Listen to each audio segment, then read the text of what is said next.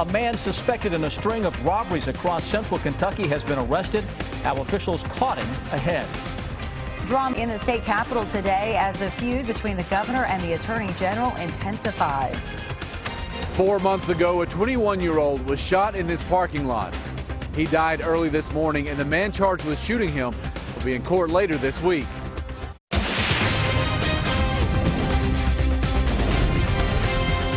This is WKYT News at 5. Good afternoon. A man is in custody after he's been accused of robbing several Dollar General stores in Madison and Clay counties the past several days. Police say William Hacker was identified from surveillance photos that we showed on our news last night at 11. He was arrested in Laurel County after a police chase. WKYT Sean Moody has our top story at 5.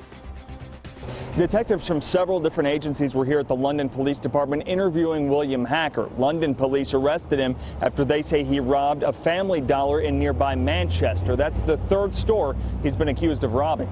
Berea Police, Richmond Police, and the Madison County Sheriff's Office all got together this morning to talk about these Dollar General robberies. On Sunday, there was an attempted robbery and a robbery at 2 Dollar General stores in Richmond and out in the county. On Monday, there was another robbery at a Dollar General store in Berea. They had just identified William Hacker as a suspect this morning, and in the middle of our interview, Berea Police Lieutenant Jake Reed got a text. Oh, hang on, guys. They just caught him. Did it? Chief said they have caught the guy in London pursuit. Police in London said Manchester police were looking for a black pickup connected to an armed robbery at the Family Dollar store there. London police spotted a black truck on the Hal Rogers Parkway. Police said they pulled the truck over, but then the truck took off, eventually wrecking over an embankment. Police said Hacker tried to run and struggled with officers, but with the help of a Laurel County Sheriff's deputy, he was arrested and taken to the London Police Department. Now, police said there was a woman inside that truck as well. Cassie Sears of Berea. Police say they're questioning her in relation to that robbery over there in Manchester as well. Now, coming up on WKYT News at 6, dispatchers here in Laurel County actually used a story on WKYT's website to help out in this case. I'll explain coming up on WKYT News at 6 o'clock. In Laurel County, Sean Moody, WKYT. Police said during the chase, Hacker's truck nearly hit a construction worker. The political feud between Republican Governor Matt Bevin and Democratic Attorney General Andy Beshear heated up again in a big way today. Beshear says the governor sent him a text message yesterday. It reads, "I would strongly suggest you get your house in order. Your office is becoming an increasing embarrassment to the Commonwealth." The Attorney General shared the text during a news conference to discuss a judge's ruling that blocked the governor's efforts to replace the Board of Trustees at the University of Louisville. Beshear sued the governor, saying he overstepped his authority when he issued an executive order removing the board. Today, a circuit judge ruled in favor of the Attorney General. Bevin is expected to appeal the ruling to the state Supreme Court.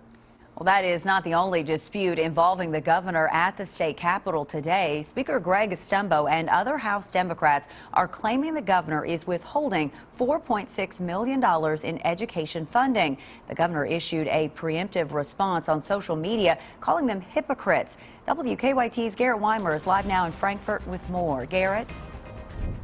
At a news conference in the Capitol Rotunda here this afternoon, House Democrats called on Governor Bevin to release just over $4.5 million in SEEK money intended for local school districts across the state. Now, House Democratic leaders say the budget bill passed during the last session stated that a shortfall in that money would be paid. Now they're calling on the governor to pay that money, $4.6 million. They say not having that money primarily hurts poorer school districts in the state. Governor Bevin tried to jump out ahead, posting a video online before the news conference. They're going to come in here and hypocritically lie to you about the focus of education and that of this administration for education in the Commonwealth. It's not discretionary money, it's mandatory money. To go backward on that promise is to go backward on the promise of the Education Reform Act. Speaker Stumbo says he prays that they don't have to go back to the courts to settle this dispute. Live at the Capitol, Garrett Weimer, WKYT. Garrett, thank you. Now, according to numbers provided by House Democrats, Fayette County schools would lose out on nearly $170,000 of state money if the shortfall is not covered.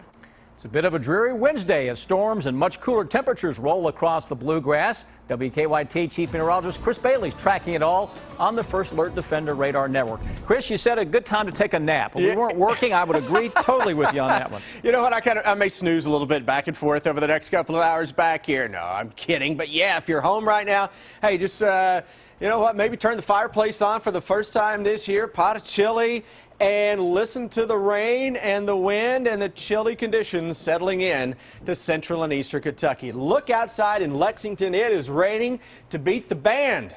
Ponding of water, 58 degrees. Winds are gusting up right now, 10, 15 miles an hour. And yep, that rain continues to fire up around this upper level low that is on top of the Indianapolis area, and it is working toward the south and southeast. Ahead of that, you've got that warmer southerly wind. Southeastern Kentucky hit 80 today. Behind it, the chilly air is diving in on that northwesterly flow, and it is right on top of central Kentucky right now. Can you find that cold front? Look at what's going on into parts of central Kentucky. Not raining in Moorhead, though the cooler air is getting into town. A little rain teasing Flemingsburg, pouring in Cynthiana, Paris, Georgetown, Versailles, Lexington. Obviously, we were just showing you that live sky cam. It's actually raining harder on the west side of town than it is on the east side. All of that's going to roll toward the east, and some additional heavy rains all the way back to the southwest along the BG and point south until we get to I-65. Future radar, if you're making plans this evening, southeastern Kentucky, we're mainly dry. Bluegrass region, we're going to be wet for a while. And notice that little band shrivels a little bit into southeastern Kentucky. Guys, in just a few minutes, we will track that upper level low that yesterday was into Michigan, today's into Indiana. Tomorrow, we'll fire it up right on top of Kentucky, and we'll track it in just a few. Nearly 4 months ago, Skylar Ray was shot outside a Lexington bar. Today, he died at a respiratory care center where he had been receiving treatment. His friends had been planning a fundraiser for him for next month, which they say will still go on. Our Victor Puente talked with one of Ray's friends. It's been 4 months since Skylar Ray was shot outside of a bar here in Lexington. This morning, he passed away. Now his friends are trying to raise money to help his family. 21-year-old Skylar Ray was outside of Saddle Ridge off of South Broadway on May 29th. When he was shot in the head. Friends say he was trying to break up a fight. My son's taking it really hard. He, can't believe that it's happened because Skylar's such a great guy. Michelle Sharon's son has been a friend of Ray's since the two were in middle school in Bourbon County. Since the shooting, Ray has been on a ventilator and confined to a wheelchair. He never met a stranger. He was caring. He just loved life. So when she got the news this morning that he had died at a respiratory care center in Rockcastle County, her heart broke. She had already planned a charity horse ride at Carter Cave State Park on October 15th to help his family with medical expenses. Today, she said that ride would go on in his honor. We're a small community, and I think when tragic things happen, everybody pulls together as a family. The man police say shot Ray, Leslie Parson, is in the Fayette County Detention Center on charges of assault and being a felon in possession of a handgun. Lexington police say they won't know if those charges will be upgraded until they get the results of his autopsy. Leslie Parson will be back in court this Friday for a status hearing. In Lexington, Victor Puente, WKYT. Lexington police say it could be up to a week before they get the results of Ray's autopsy back from the medical examiner's office.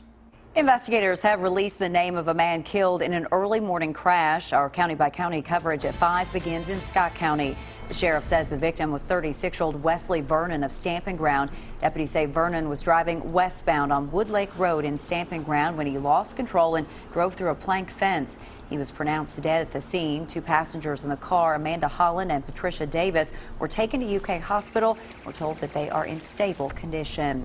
A Boyle County man is in the hospital after an accidental shooting this morning. It happened around 11 this morning on Tuggle Road between Danville and Perryville. The sheriff says a man was shooting groundhogs at his farm when somehow a bullet hit him in the stomach.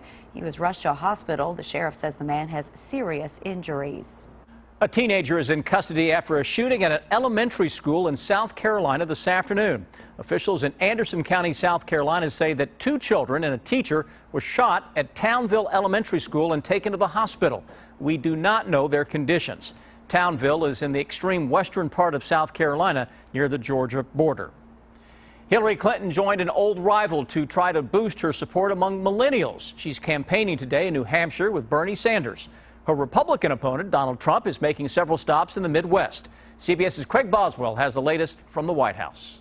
Hillary Clinton and Bernie Sanders presented a united front at a campaign rally in New Hampshire. The former rivals joined forces to urge progressives and young voters to cast their ballots for Clinton.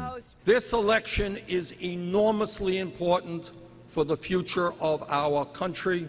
It is imperative that we elect Hillary Clinton as our next president. Thank you, Bernie. Thank you for your leadership, and thank you for your support in this campaign. Sanders won the state by 22 points in February's Democratic primary. A Monmouth University poll last week showed Clinton leading Donald Trump by 9 points in New Hampshire. Today, Trump focused his energy on Midwestern states where the race is closer. Trump courted Polish Americans during a morning stop in Chicago. The Polish people are great people. A Trump administration will be a true friend to Poland and to all Polish Americans. Trump is still trying to shake off accusations of fat-shaming former Miss Universe Alicia Machado. On Tuesday, Trump repeated his statement that Machado had gained a massive amount of weight and that it was a real problem. His comments prompted the Arizona Republic to endorse Hillary Clinton. It's the first time the paper has ever backed a Democrat for president, saying Trump's long history of objectifying women and his demeaning comments about women during the campaign are not just good old boy gaffes. They are evidence of deep character flaws. Craig Boswell, CBS News, the White House. Donald Trump sounded noticeably congested during his speech in Chicago. CBS News reached out to the Trump campaign to ask if he is ill. The campaign has not yet responded. UK is tackling the issue of sexual assault head-on through a survey to improve campus safety. The results of that survey coming up in 10 minutes. And more people are getting knee replacement surgery. That story ahead in Better Living. Now, your hour-by-hour forecast with Chief Meteorologist Chris Bailey. All right, let's play a little game. This is a test. It's an easy one, though. You don't have to study for it. Let's look at a temperature map and let's play a little game called Find the Cold Front. Can you pick out the cold front on this map? How about 80 Ashland, 59 Moorhead, 82 Prestonsburg, 58 Lexington? Yeah, here's the front barreling its way into southeastern Kentucky. So the sunshine you had earlier, it's out of here. The pleasant temperatures, boom, gone, being replaced by 50s into parts of central Kentucky. But check out this shot. You notice that Cam is in a little bit of cloud cover into Jackson, but looking toward the east and south, we're seeing sunshine. Clouds in Corbin, clouds in Moorhead. Now we get into rain. Frankfort, Lexington. We've had some rain into E-Town. Louisville breaking out into a little partly sunny sky behind the initial round of rain. Here's the low pressure spinning across the Hoosier State / Buckeye State, right on that border, dropping toward the south. So we're firing up this big round of showers, a rumble of thunder. It's going to rain for a while into central Kentucky. Seeing a little thunder and lightning now coming from this cell that is looks like cruising out of sections of Elizabethtown, Hardin County, LaRue County, and points to the northeast. And look at this line of thunderstorms to the north of Louisville. So you've got these little spokes of energy going around that low pressure, trying to touch off some scattered showers and thunderstorms. This action right up the BG Parkway into the Bluegrass region. Point south from there, now starting to rain into Garrett County, parts of Madison County, Bluegrass region, really coming down across Fayette County, and especially right on top of the north side of town. Let's take you on a little tour of Lexington, over toward the Beaumont Park area, Dunbar, Stonewall Estates, and point southeast from there. Fayette Mall, toward Tate's Creek and Armstrong Mill. Let's head over toward Richmond Road, Jacobson Park. Yeah, not a good day for a little walk in the park there. Hamburg, doing a little shopping, umbrellas. In tow, north side of town, Masterson Station, toward the Kentucky Horse Park with some soaking rains. Farther to the northeast, rains are getting into Owingsville into Bath County, into Mount Sterling as well. Everything around this low pressure that by tomorrow is right on top of Kentucky. As we go into, watch your timeline, we go into Friday, that low pressure is still right on top of Kentucky. Saturday it starts to get a little, put a little giddy and it's up and lifting to the north, but it is going to keep the rounds of showers, thunderstorms, chilly temperatures, gusty winds. That hour-by-hour forecast taking those showers into southeastern Kentucky this evening. 40s in the morning. We go through the day tomorrow. It's not going to rain all day. You'll get a shower, a thunderstorm. You may have a period of some sunshine, but those temperatures are way below normal, and some gusty winds out there too. Generally low and mid 60s tomorrow into Saturday. Into Friday and into Saturday. Hang tough. Sunday looks a whole lot better right now with some sunshine and pushing 70. Boy, it's coming down out there right now. It is. And a lot of wet roads out there, a lot of chilly temperatures, a lot of My snooze. lawn's getting a good drink. Uh-huh. There you go. My mom's are getting a drink too. They're good. They're happy. Thanks, Chris. Thanks, Chris. Police are working a couple of collisions, including one on the interstate I-75. This one is I-75 near the Ironworks Pikes exit northbound. Got some problems with traffic signals around town, too. Like Armstrong Mill, the signal's completely dark there at River Park, and a couple of intersections on Armstrong Mill having problems, police directing traffic where they can. There's a collision on Reading Road between Kirk-Levington and Walden as well. Looks like drive times to Frankfort about 42 minutes, Winchester 29, and Richmond 26. Now back to you in the studio. A UK survey reveals that most students feel safe on campus. We talk to students about campus safety coming up. The University of Kentucky is tackling the issue of sexual assault head-on through a survey to improve campus safety. WKYT's Andrea Walker talked with students and faculty about those results in a story that's new at 5. The Campus Attitude Towards Safety, or CAT survey, provides the University of Kentucky with 2 types of information when it comes to sexual assault. It's meant to find out from students a general sense of how safe do you feel, do you know what to do if something negative happens to you, and then the second half is to find out very specifically what is happening to the students. What makes this survey different than studies done at colleges and universities across the country is that every student is required to participate. We don't just get a sample in which some people who have maybe stronger feelings or it's affected them are likely to give information, but we get the entire student body to provide information to us. This is the second time this survey has been conducted, and the results remained largely consistent. In general, students feel safe on campus, especially during the day, but there is still room for improvement. I know that there's places on campus that you can go and talk to people, but I don't actually know where those are. They just kind of need to get the word out more and maybe even put security out at night just to make people feel more safe. It's responses and concerns like these that will help the university achieve the ultimate goal of this survey, which is simple. Let's get the most accurate information that we have and then use that to affect policy, planning, and prevention. In Lexington, Andrea Walker, WKYT. And to see the complete results of this year's CAT survey, just go to our website, WKYT.com. Coming up at 5:30, a Russell County woman has been missing for a year. Why her family now thinks something terrible happened to her. Which healthcare company wants its customers to have the Apple Watch and self-driving chairs? That's coming up in Better Living. It is time now for Better Living, health, education, and consumer news that impacts your life. More people are getting knee replacement surgery, and they're getting the procedure done earlier and earlier. The Centers for Disease Control and Prevention says an estimated 5.2 million people had the procedure done between 2000 and 2011. Ali Furfer talked to an orthopedic surgeon for some insight on the new trend. More than 700,000 people had a knee replacement last year alone. The CDC did a 10-year study from 2000 to 2010 and found that the number of knee replacement surgeries nearly doubled in the U.S. during that time. And doctors say the patients they're seeing are getting younger. With the improvements in technology and the improvements of recovery and the longevity of the implants, it's becoming a more frequent option for younger patients. And the baby boomers, there's a high volume in that age bracket that are wanting to improve the quality of their lives. A knee replacement doesn't exactly replace the entire knee. It resurfaces the ends of the bones that have become worn of cartilage, and new metal and plastic surfaces are installed to take away these rough, worn-out surfaces and alleviate pain and improve function. We use pain control multimodal modalities where we inject drugs right into the knee, and the recovery tends to be much quicker today than it was, say, 20 years ago. For today's Health Minute, I'm Holly Furfer. Some people may soon be getting free Apple Watches from their workplace. Aetna is creating health tracking apps for the watch that customers can use to track prescriptions and talk to doctors. Aetna provides health coverage to about 23 million people in the U.S. It will work with employers to provide the watches at little to no cost for some workers. And Nissan has taken the idea of self-driving transportation to a whole new level. The automaker has unveiled its new self-driving chair. The newly developed Pro Pilot chair could end the need to stand in line. A fleet of self-driving seats equipped with sensors allow each chair to detect and follow the one in front of it.